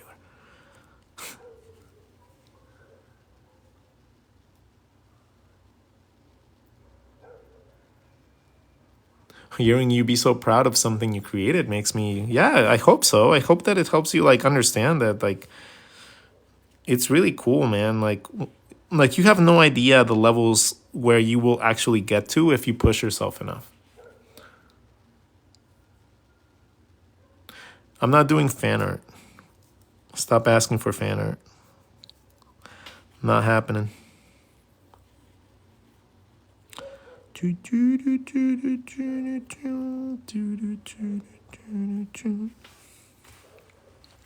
right, let's keep on playing some more music. Hi there, Anne. It's been a little while. Did you miss me? You thought you buried me, didn't you? Risky. Cause I always come back. Deep down, you know that. Deep down, you know I'm always in periphery. Rant on you, pleased to see me. It's been weeks since we spoke, bro. I know you need me. You're the sheep, I'm the shepherd. Not your place to lead me. Not your place to be biting off the hand that feeds me. Hi, Ren. I've been taking some time to be distant. I've been taking some time to be still. I've been taking some time to be by myself since my therapist told me I'm ill. And I've been making some progress lately. And I've learned some new coping skills. So I haven't really needed you much, man. I think we need to just step back and chill. Ren, you sound more insane than I do. You think that those doctors are really there to guide you? Been through this a million times. Your civilian mind is so perfect, you're always being lied to. Okay, take another pill, boy. Drown yourself in the sound of white noise. Follow this 10-step program, rejoice. All your problems will be gone. Fucking dumb boy. Nah, mate. This time is different, and trust me. I feel like things might be falling in place. And my music's been kinda doing bits too. Like I actually might do something great. And when I'm gone, maybe I'll be remembered for doing something special with myself. That's why I don't think that we should talk, man. Cause when you're with me, it never seems to help. You think that you can amputate me? I am you, you are me, you are I am we are one. Split in two, that makes one. So you see, you gotta kill you if you wanna kill me. I'm not leftover dinner, I'm not scraps on the side. Oh, your music is thriving, delusional guy. Where's your top 10 hit? Where's your interview with Oprah? Wow, your Grammys, friend. Nowhere. Yeah, but my music's not commercial like that. I never chase numbers, statistics or stats. I never write hooks for the radio, they never even play me, so why would I concern myself with that? But my music is really connected. and the people who find it respect it. And for me that's enough, cause this life's been tough, so it gives me a purpose I can rest in. Man, you sound so pretentious, Ran, your music is so self-centered. No one wants to hear another song about how much you hate yourself, trust me. You should be so lucky, having me inside you to guide you, remind you to manage expectations, provide you perspective. That thing you neglected, I get it. You wanna be a big deal, next Jimi Hendrix, forget it.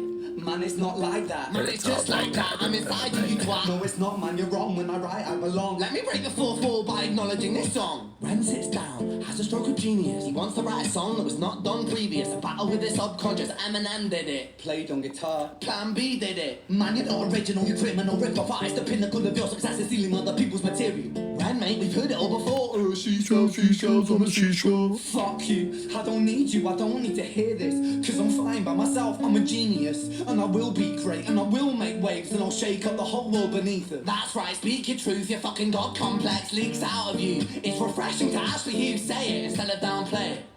Music is all about the creative process, and if people can find something to relate to within that, then that's just a bonus. Fuck you, I'ma fucking kill you, Ren. Well, fucking kill me then, let's fucking have you, Ren. I'ma do it, watch me prove it. Who are you to down my music? Cause I call the shots, I choose you. Die. Yeah, I call the shots, and so I choose who survives. I'll tie you up in knots when I lock you aside. Newsflash. Newsflash. I was created at the dawn of creation. I am temptation. I am the snake in Eden.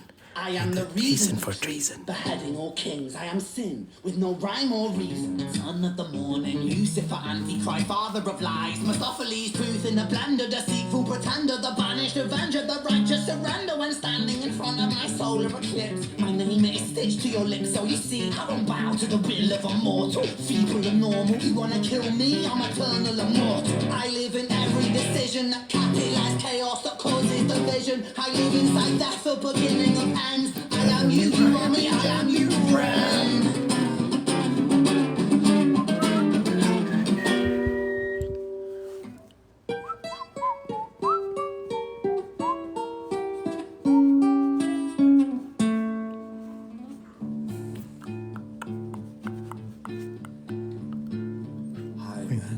I've been taking some time to be distant. I've been taking some time to be still. I've been taking some time to be by myself, cause I've spent half my life ill.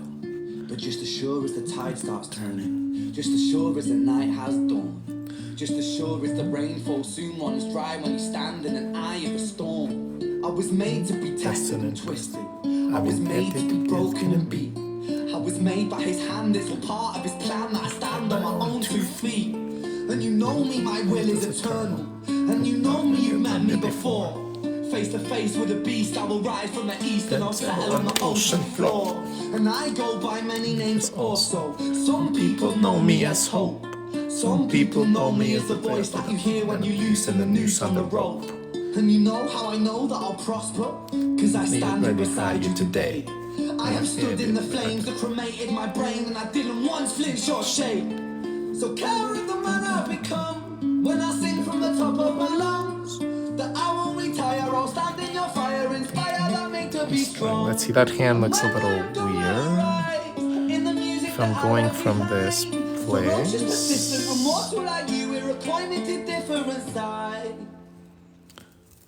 Have my fingers right here.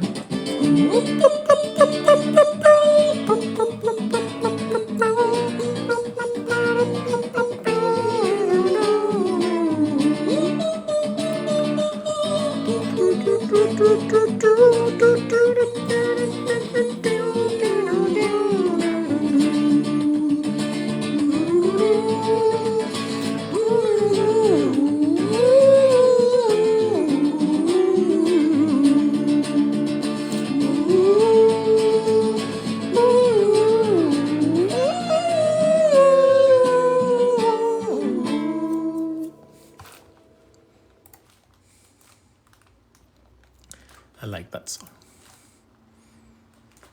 I like this one too, though.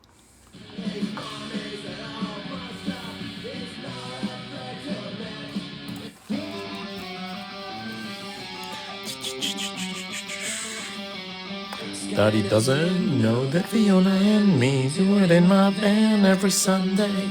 And he says it doesn't go in his other knees, and Scotty doesn't know No, Scotty doesn't know. Let's go tell Scotty. Scotty doesn't know. Scotty doesn't know. Yana says she's out shopping. It's under me and I'm not stopping. Scotty doesn't know. Scotty doesn't know. Scotty doesn't know. Finger looks a little weird. There you go. You needed more fingers right there. And go, Scotty. Can't believe he's so trusting. While I'm right behind you thrusting. Yona's got him on the phone. Yeah, she's trying not to moan. It's a three-way call and he knows nothing. No, Scotty doesn't know. Scotty doesn't know. Scotty doesn't know. Scotty doesn't know. Scotty doesn't know. No. Scotty, we'll put on a show. Everyone will go. Scotty doesn't know. Scotty doesn't know. Scotty doesn't know. Oh. Parking lot, why not? So cool when you're on top. The sky doesn't know, the sky doesn't know.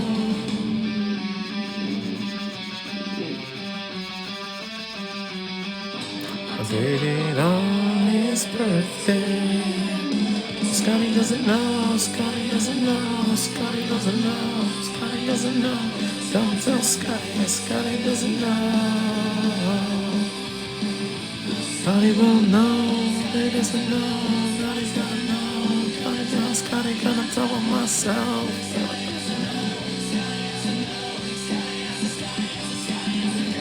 Scotty doesn't know, Scotty doesn't know.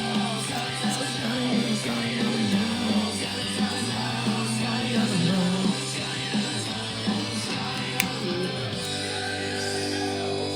know. Scotty doesn't know. Scotty doesn't know. Scotty doesn't know.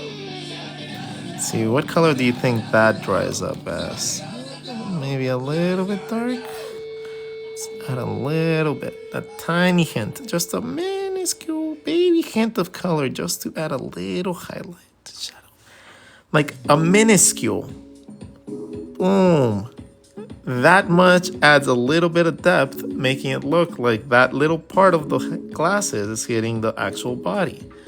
The same thing happens with the mustache, a tiny bit at the ridges.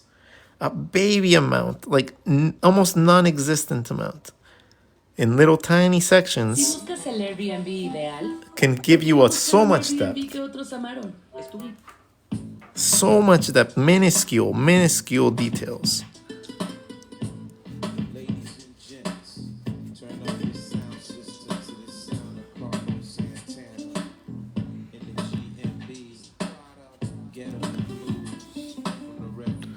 Maria, Maria, you remind me of a West Side Story. Growing up in Spanish Harlem, living the life just like a movie star. Oh, Maria, Maria, and it's still there. Guitar, yeah, played by Carlos Santana. There you go.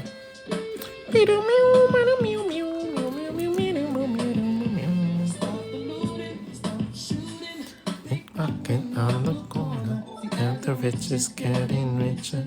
The poor is getting poorer. The Maria on the corner, bring a ways to make it better.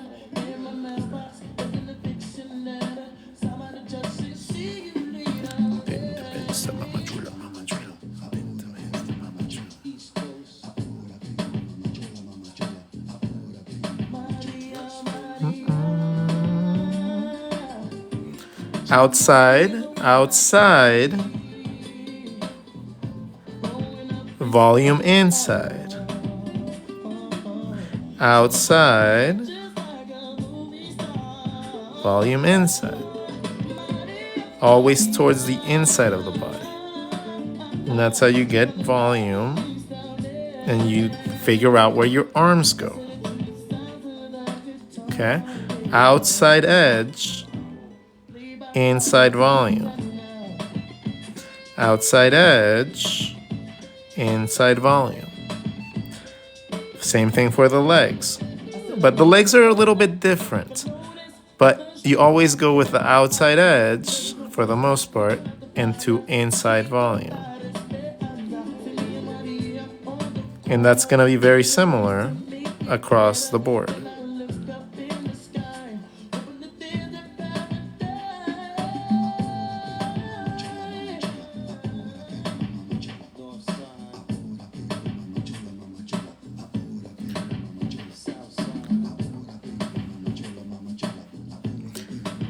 Outside edge, inside volume. Outside edge, inside volume. Outside edge, inside volume. Outside edge, inside volume. See how easy that was?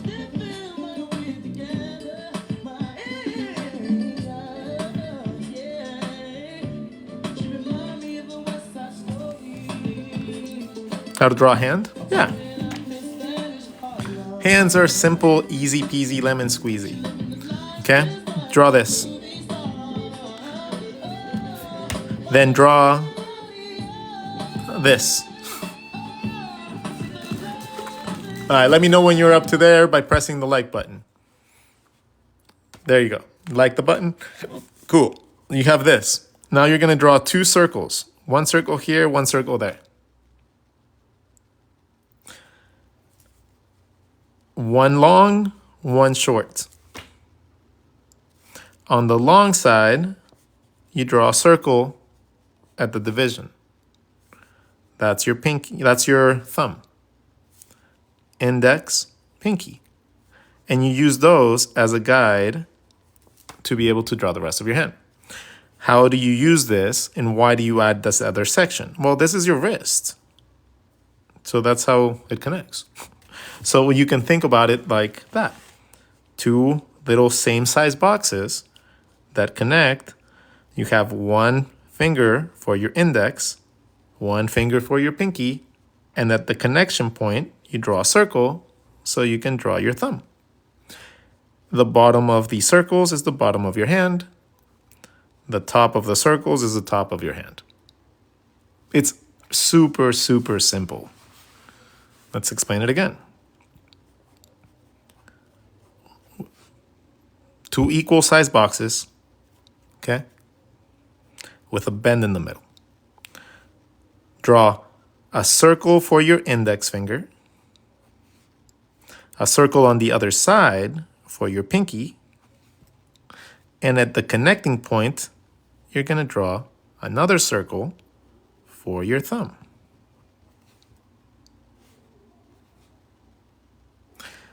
This knuckle dictates the top and the bottom of your hand. So anything above that circle is the top, anything below that circle is the bottom. These, you just have to fit two more if you want to have two more fingers, and a lot of people group them together to get like the little princess hands. So let's try it again. Different view. Okay, this will be my index, my pinky, and then my thumb would be over here. I'm gonna curve it up so you can see it, but you wouldn't see it normally because it's right here. So normally it would be like down here, but I'm just gonna curve it up so you guys can see it. The knuckle defines the top, the side, and the bottom of the hand. That little circle that you drew initially indicates a lot of features, right? So if you just draw one, you have access to fingers. Ta-da. If you draw one on each side, now you give yourself surface area. If you draw on the side, Now you have yourself with. And since you can know that at the bottom, at the connecting point, that's where your finger or your thumb goes, now you can draw that. And then if that's the bottom of your hand, you have your thumb muscle and your pinky muscle. And you already have your knuckle line from that initial circle. So you already have all the things you need for your hand.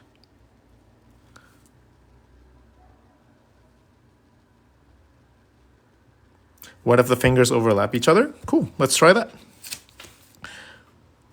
The fingers have a lot of mobility, right? That's why we start with the circles at the bottom. The circles at the bottom are your knuckles. So if you draw one going this way, the other one can go the other way. You can crisscross these any way you want to. They have a lot of mobility.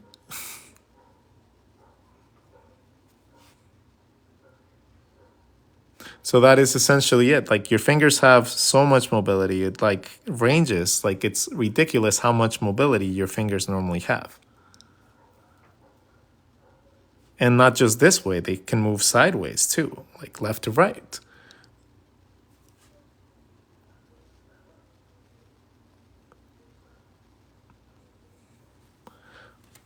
So that is what I suggest for learning how to draw hands is consistent with just learning what's inside your hand, right? Which is your two fingers that indicate the sides, your connection to your wrist, and knowing that my thumb comes from that connection from the wrist. This helped me understand hands and be able to draw them much better in any way that I needed.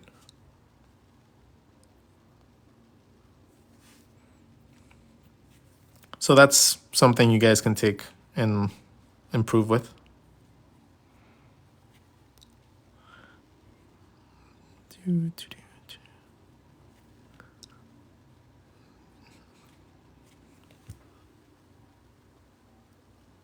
Yeah.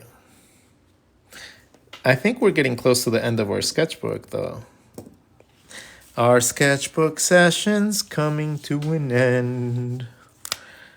Thank you so much for being my friends.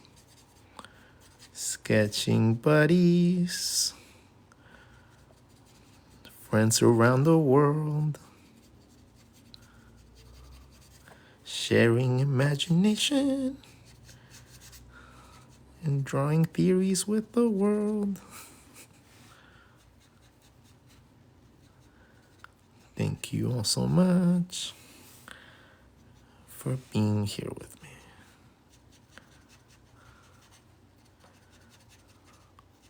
I'll come up with a jingle to end the show at one point.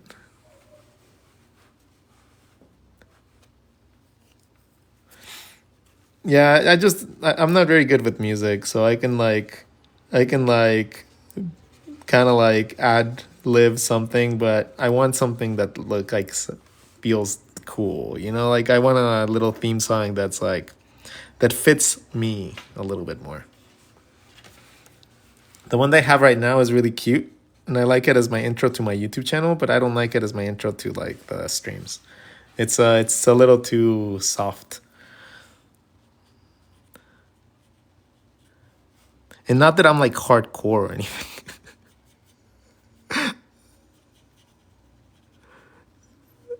But I don't know. I need a different. I kind of like the Willy Wonka one. I really do. Like I really really really like the "Come with me and you'll see a world of pure imagination." But changing the lyrics, of course, right? So you go, "Come with me and you'll see how to draw from your imagination." And then we just have to come up with the next section of it. I was thinking like, I will teach how to draw to all nations.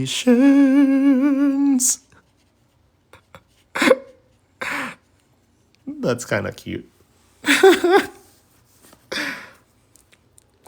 But then again, it's like, writing the coattails of the Willy Wonka one. So I don't know if I want to do that. But it'd be a good starting point.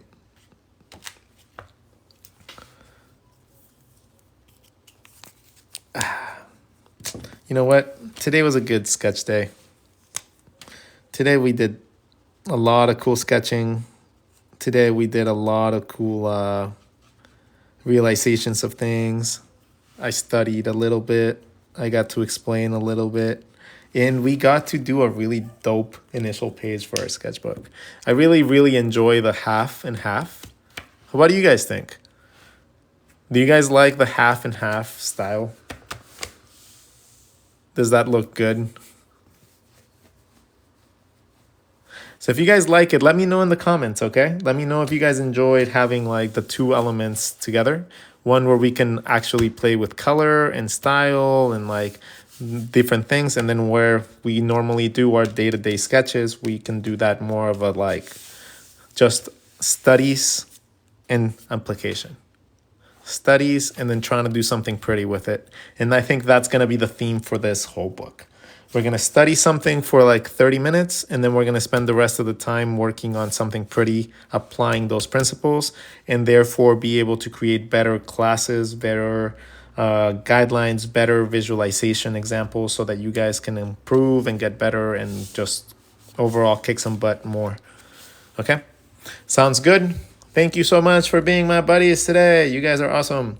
I enjoy every minute that you guys give me. You guys are the best. I love drawing with you guys, and that's why I do it so often.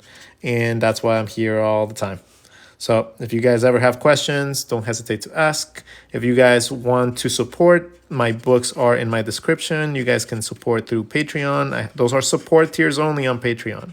Support tiers only. Okay? I don't do anything special or exclusive for people. I don't. That's literally going against everything that I'm about in my whole channel. Drawing and doing exclusive shit for people literally goes against the whole structure of teaching everybody. So remember that if you guys do want to be a part of the support that happens for me every month, it normally is literally just that support, because I don't like to do exclusive shit for people. I just don't. But you guys can go sign up to my YouTube channel. You guys can go check out all the stuff that I have for sale. And if that's the way that you guys prefer to do it, make sure to get something cool out of it. I also have a cool coloring book. So go get the coloring book. That one's free. All you need to do is give me your email so I can hit you up if I ever sell anything cool. But that's a cool activity book. Anyways, thank you so much. You guys are awesome. Officer Milky, you want to say bye? I'm going to bring you back into the fold. Hi, everybody. You guys haven't seen me in a while, but he kind of kept me locked up because I started going evil with that skull scar thing. So, seems like you guys learned a lot. And look at you, drawing all cool and stuff. Oh, look at the pretty paper. Ooh. Look at this guy, thinking he's cool and stuff. Anyways, he appreciates you guys. Love y'all. Take care. Bye.